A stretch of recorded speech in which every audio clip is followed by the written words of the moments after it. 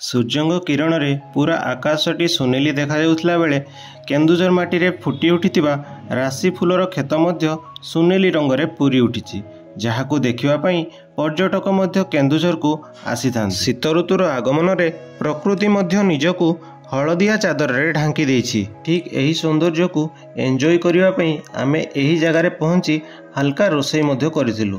तो बेसी लेट न करी आसंतु भिडियोटी को आरंभ करिबा। छुट्टी दिन थिला तो आमे प्लान करिथिलु आज कुआडे गोटे बुली जीवा पई। सकाळु सकाळु ठंडा बहुत थिला तो आमे प्लान कलु जे खाई सारला परे गले ठीक हबो। जीवा रास्ता रे किछि गाँ पड़िला आ ठीक गाँ को लागी पड़िला एक सुंदर सोरिष खेत। किछि बाट गला परे आमे फाइनाली पहुंची जाइथिलु आम डेस्टिनेशन रे। सेठारे पहुंची किछि बाट चलिकी जाई आमे आम रोषेई करिबा जिनसपत्र सब रखिदेलु एवं किछि फोटो उठेबा पई चलीगलु। राशि खेत गुड़िक देखा बहुत सुंदर थिला। एका संगरे एते सारा फूल देखी मन पूरा खुशी हो जाउतिला। सते जेपरी फूल गीत गाउछि एवं रास्ता रे जाउतबा सब लोक मानकु हाथ ठारी डाकुछि तार सौंदर्य को देखिबाकू। आपण माने अळसी फूल मुख्यतः कोरापुट डिस्ट्रिक्ट रे देखिथिबे, बट केउंझर मध्य एही फूलर बहु परिमाण रे चाष करा जाय। तो आपण जदि केउंझर आसीबार प्लान करूछंती देन एही फूलर मजा नेबाकू जमारू भूलिबेनी। एही फूल गुड़िक मुख्यतः डिसेम्बर मासरे होई थाए। केउंझर बांसपाल ब्लॉक रे एही चाष अधिक परिमाण रे देखिबाकू मिले। ड्रोन फुटेज बिना एही जगार सौंदर्यता को मोबाइल बा कैमरा रे देखैबा कष्टकर। तो आमे गोटिए सुंदर ड्रोन फुटेज नेइछु जोटा कि वीडियो रे आगकू अछि। तो वीडियोटी को लास्ट जाए देखंतु। फोटो वीडियो तो उठा सरीगला, एबे आसंतु किछि रोषेई करिबा।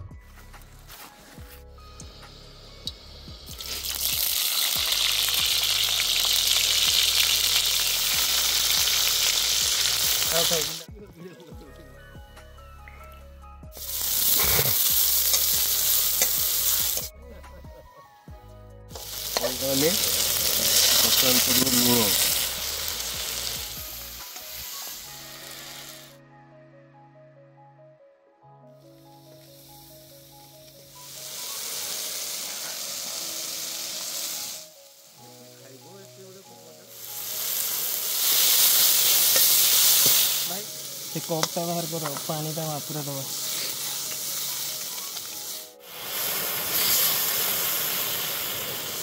तो ठीक सीधी जा भाती चार पैकेट को 4 कप पानी नदी के बाहर।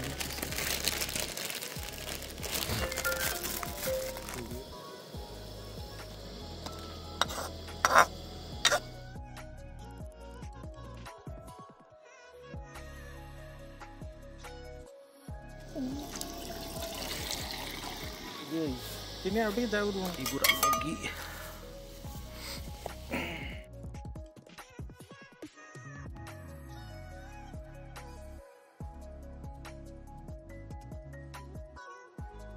ठंडा पाग को गरम गरम मैगी बहुत बढ़िया लगुला। विभिन्न प्रकार सबू पनीपरिया पड़िथिबारु टेस्ट पूरा जबरदस्त थिला।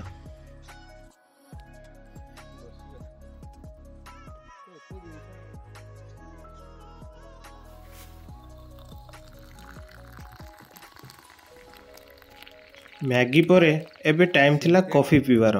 कॉफी पी सारला परे पूरा फ्रेश लागिला। केन्दुझर सौंदर्यता को आहुरी बढ़ाई दउची एई राशि फूलर खेत गुड़िक। सते जेमिति केन्दुझर हलदिया रंगर गहना सबू पिंधिची। तो एबे आपण मजा नियंतु एई सुंदर ड्रोन व्यूर।